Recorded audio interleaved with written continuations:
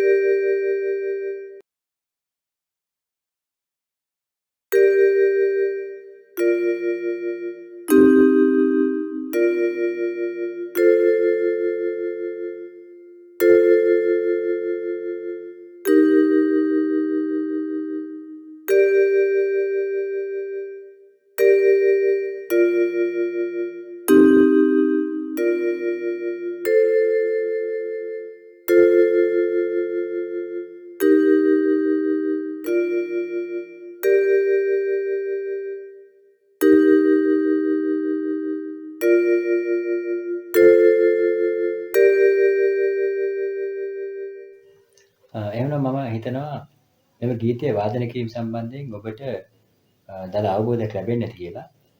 එසේනම් ඉදිරියේදී තවත් මෙවැනි ගීත ඔබ වෙත අරගෙන එන්නටයි මෙම නාලිකාව තුළ සූදානම් සිටින්නේ. මේ සඳහා ඔබගේ දායකත්වය ලබා දෙන්න පුළුවන් WhatsApp group එක හරහා ඔබට අවශ්‍ය ගීත මොනවද යන්න කමෙන්ට් එකක් දාන්න පුළුවන්. එහෙම නැත්නම් කමෙන්ට් එකක් දාන්න පුළුවන්. නැත්නම් group එක හරහා ඉල්ලන්නත් පුළුවන්.